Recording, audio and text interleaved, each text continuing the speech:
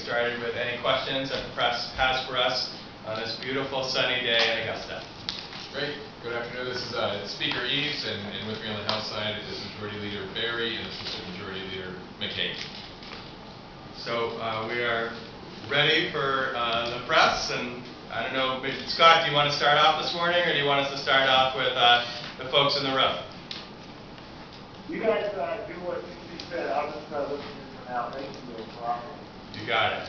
We're here to please. All right, so let's see. We just talked a little bit about yesterday, getting a little bit of blowback, at least on like talk radio and among pundits for passing emergency legislation. We've probably gotten some flavor of that, or a taste of that.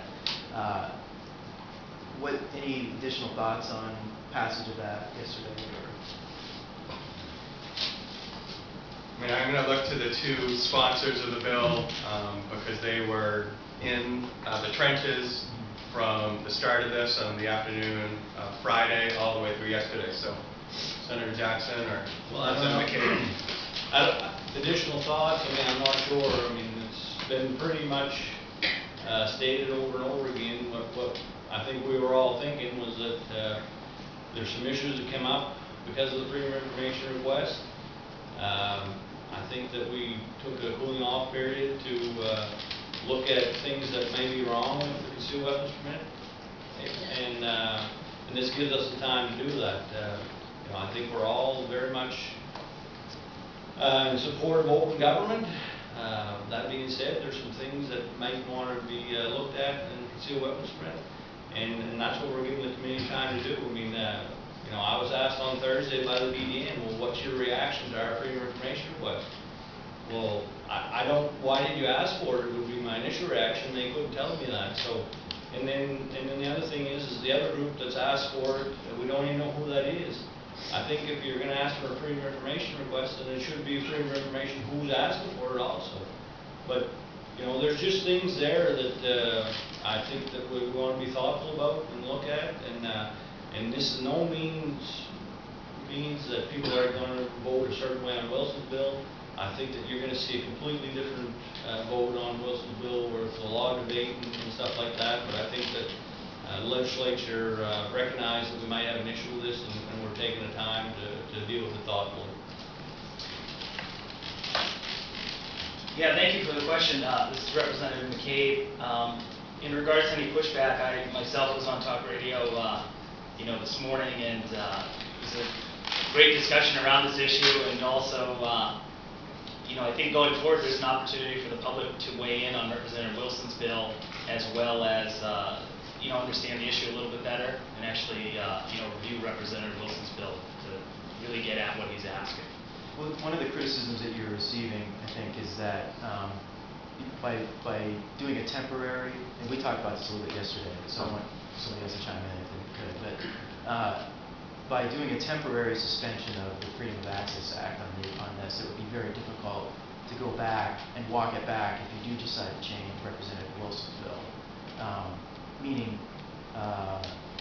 you created there was a reason to make it private in passing that legislation yesterday. When does that reason really go away? If it's a public safety concern, et cetera, how can you walk it back if you decide to do that? I think, as you implied in your question, and other pundits have stated on public radio or on radio and in other areas of media, they're jumping to the conclusion, which is in direct contrast exactly to what Senator Jackson has said. Just because the legislature voted yesterday to put a temporary suspension of making this information public does not mean that people are going to vote the same way when Representative Wilson's bill comes out of committee after a thoughtful deliberation. Now, some people wanted to move Representative Wilson's bill right to the floor and vote on that. And that would be a rush to judgment, and motions could impact that just the same. And I think what a lot of people are losing track of is that we have the responsibility as lawmakers to do things thoughtfully, deliberatively, and do things in the best interest of the state. And we have to balance competing interests. And we realized here within this building to make sure that we protect the larger conversation around all of the gun legislation, that a time frame to look at Representative's bill in a thoughtful way would protect that entire conversation, would hopefully get us to the right result on Representative Wilson's bill, and does provide that cooling off period within this building. So protecting that process is important. We are here to legislate, and we're here to do it in a thoughtful way. And it was in the judgment of the legislature to take those just over 60 days to do that. You mentioned that there was a push to put Representative Wilson's bill that passed that in the same manner that you passed the the moratorium. Where was that energy coming from? Who was asking for that? No one asked me specifically. We heard that people are interested in potentially doing that. I wouldn't be surprised members that were promoting the idea of having this concealed, having a temporary suspension on the concealed permit information, were potentially contemplating that idea. I think you'd have to ask them and those advocates. I'm not sure specifically who to reference you to, but there's been a lot of different. So it's coming from advocates, not fellow lawmakers? I didn't have conversations with either about that. I just heard from people that some people have proposed the idea of potentially taking that to the floor, and I'd have to defer to Troy or someone else. Were you getting some of that? Well, I mean, Thursday, obviously, the Republicans had a press conference, and that's what they wanted after the Freedom of Information request was made. And Friday morning, that was how the conversation started out. Was we need to pass the Representative Wilson's bill to do this. And for my part, and we spoke later on after that conversation, we were not going to pass Representative Wilson's bill straight up without any public hearing. That was never an option for me or, I believe, the Democratic caucus. And that's why we came to the decision to come up with our own bill. We just having the April 30th hold, and we felt that was responsive to everyone's concerns. And then, all this talk about the governor and all that, I mean, governor's people came up, but I still haven't spoken with the governor for a long time now, so that was the legislature that did that bill and decided to do the cooling off period and have a thoughtful approach. And all along amongst our members, we said that this is not a referendum on how you're going to vote on Wilson's bill. It's just a chance for the committee to have an opportunity to look at this and take some of the emotion out of it. And I think that's what we did. And I know that it'll be emotional on Representative Wilson's bill, but we'll have had the chance to have all these issues aired. And that's what the legislature does, is gives the public an opportunity to come in and weigh in on it. This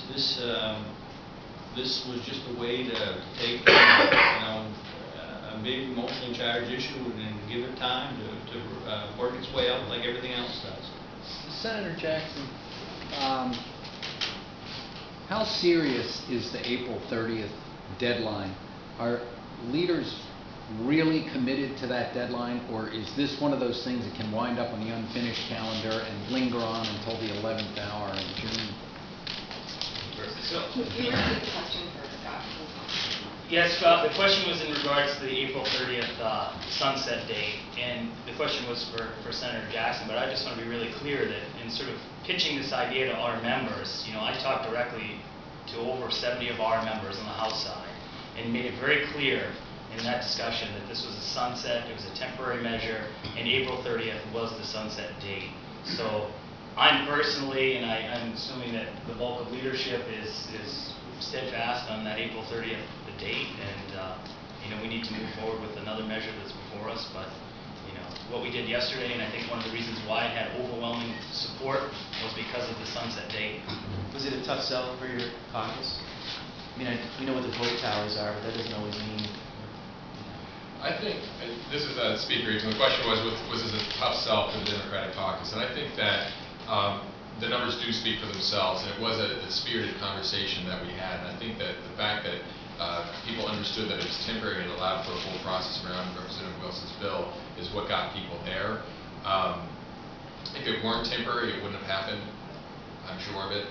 And the fact that it was temporary and it is self-repealing, April 30th, it won't go beyond that until we act on Representative Wilson's bill, whatever we might do with that. A lot of members didn't know where they stood on Representative Wilson's bill, nor did I, because I didn't have all the information. And I still, we're going to go through a public process, get all the information, and make an informed decision. So it was a spirited conversation, as many of the issues that we're going to take up are.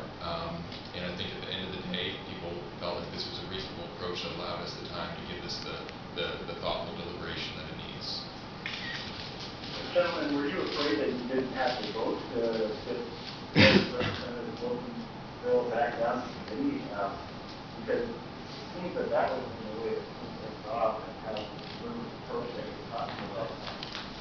And you can answer that, but then I have a quick follow-up if I may. Why is this bill, why is Representative Wilson's bill now going to criminal justice? I mean, haven't polo bills, haven't like to no bills on the judiciary in the past? What was the thought in that sending to criminal justice?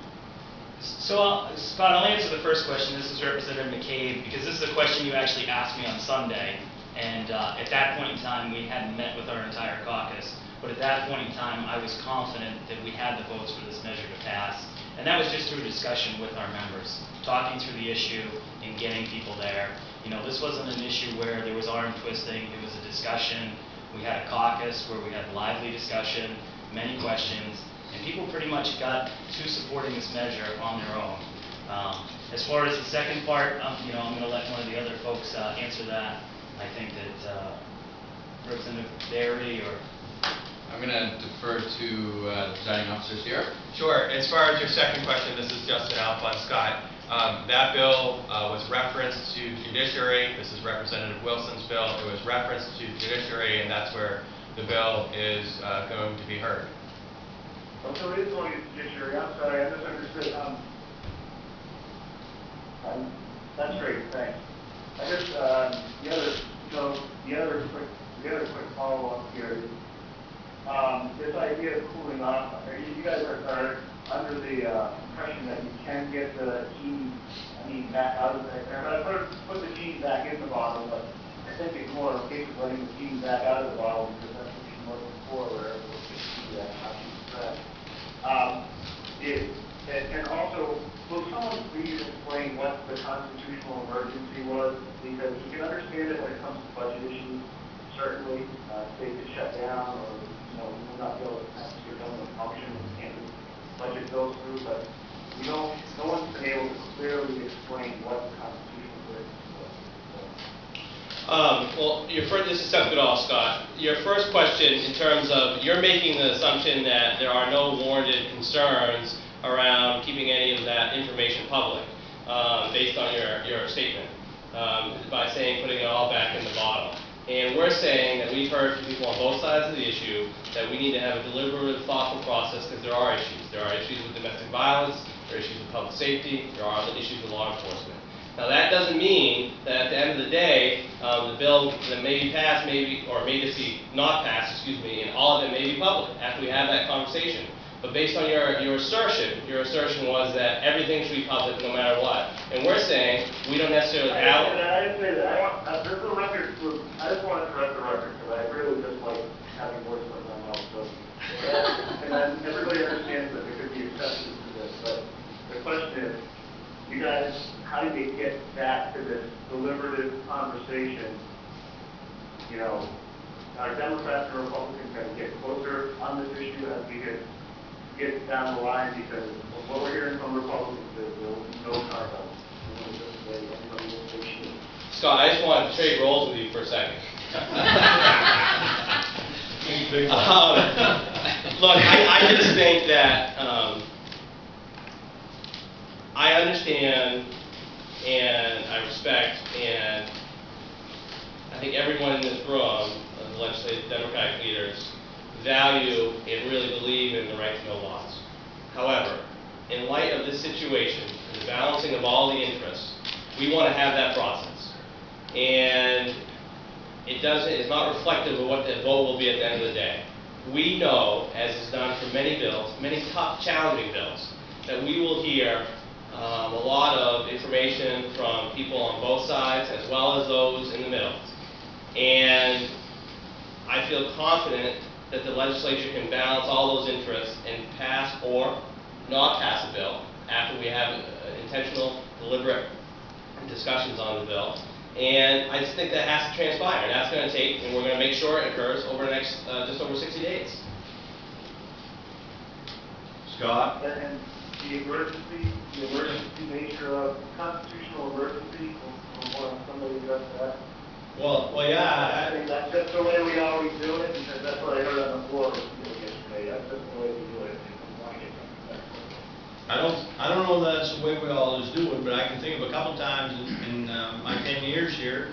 In 124th, we brought a bill up on the COLAs for retirees. First time that's ever happened because of the downturn in the economy that state retirees are actually going to have to give money back on their COLA.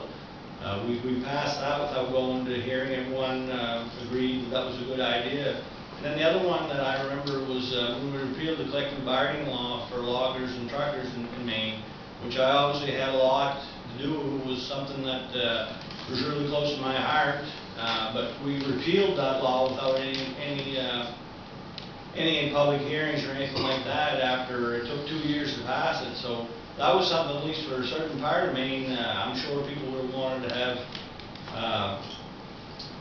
possibly hearings on too. But this only was something that come out because we felt that it had to be dealt with quickly, and I gotta say that, even sitting in this table, I don't know how people's gonna vote on Wilson's bill. I don't know how I'm gonna vote, but the truth be told is that 4 years ago, when the Sportsman's Alliance wanted records out about the hunting and fishing license, I tried to stop that because I thought it was political. But since then, this issue here, I don't know how I'm going to support it because I've heard things that make me have questions, and that's what the committee's going to deal with, and that's all you can really do as far as the legislators keep evaluating the situations that are going on and trying to make the best judgment. So. And Scott, on the emergency, this is Seth Goodall again, on the emergency issue, the emergency under the Constitution allows the legislature to define what emergency is based on the guidance of the Constitution. We have to make judgment calls, and in this instance, as we said repeatedly, we felt it was in the best interest to pass this bill under emergency measure, taking in light of all the considerations of the public, the issues at hand, and it was in the best interest of the state. We are the ones that are able to define that, and we had to make a judgment call, and balancing all interests, we did so. There's numerous reasons why we passed bills on a matter of emergency, and this is one of the reasons why we did that. Well, can I just follow that up real quick? I just want to say, you can get that follow-up, but I just want to let you guys know you have 5 minutes left. If this is how you want to spend the next 5 minutes, that's totally fine. This is an opportunity for you to get the questions answered, but I know. So Scott, back on the yeah. emergency piece, so the emergency was a Bangor Daily News request, which they explicitly said they were not going to publish this data. And then an anonymous FOA, which right now we're sending emails to whoever this person is and they're bouncing back. So that's what constituted the emergency? No, the emergency was in order to enable the legislature to have a thoughtful deliberation that is now required as a result of those actions that you just defined. And we wanted to make sure that this body in its entirety could have that discussion and making sure that we took in recognition what's happening around the country and around the state, that we have a good conversation, a rational conversation around all these issues. And we thought, we believe, and I think it's reflected in the vote, it was integral in terms of passing this bill as an emergency measure in order to put that into effect, that temporary measure for 60 days. That was the decision. And just to follow up on that, the emergency for us was that we weren't going to pass Representative Wilson's bill, and we took this approach so that we could have a thoughtful look at concealed weapons permits, and I think that's appropriate. We didn't want this building to go down a road that wasn't something that anyone would want to deal with, and Representative Wilson's bill is not drafted correctly. It's not right. We were never going to pass that, without going to public hearing, and we agreed to do this because it gives us the time to have a thoughtful approach. So,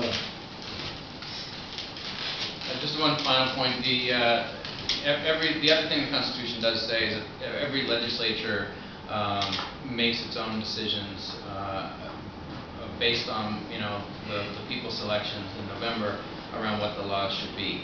And it's our obligation to look at every situation. The Bangor Daily News definitely stepped up, this issue and put it in a light that we had never seen it before, frankly, and I don't think anyone in recent memory has. So there was an immediate pending issue, a lot of strong emotions around it, and we acted fast so that we could slow it down. So we have time for one more question. Is there any holdup with the Yeah, budget? you guys had to eat this morning? Did you get a question? No. Any of us packing heat this morning? We're not telling.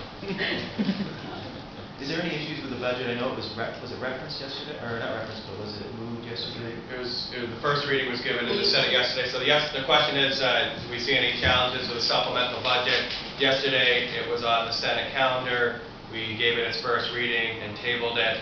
It will be brought up tomorrow in the Senate. I think there are members that will have some challenges with the supplemental budget because of some of the things that were not put into that budget, especially around making sure that we have strong public schools. That being said, I think what the Appropriations Committee did together, getting a 13-0 vote, was a great start. I think it bodes well for the Senate caucus, and I'll let the Speaker talk about, the House and their deliberations. Sure, and there is some heartburn, obviously, within the budget for the House members. We're continuing to have those conversations with House members so that we can pass a 2/3 budget. I think those conversations are ongoing and will be throughout today and early tomorrow morning. So we're doing all that we can to have that conversation with the caucus around. You can take an honest look about what's in the budget and what's not. So there are a number of members that still have some angst about it. But we are doing our work on our side to make sure that we can bring 2/3 of our caucus. So we can anticipate amendments? I think there are some amendments that have been. There are 2 amendments that have been put forth. I have yet to see the contents of the amendments, but there are 2 amendments. Can the Republicans deliver? Have they given assurances? Can they deliver their side on this? Or? We've had conversations with the Republican leadership, and we believe we're both in position to deliver our caucuses to take this first step, which has heartburn, I think, on both sides, both Republicans and Democrats. That's the process that it works in budgets. They get in there, and there's give and take and compromise, and I think at the end of the day, the Appropriations Committee did the best job they could, taking the governor's blueprint from the 125th, finishing off the 125th, and making it a bit better.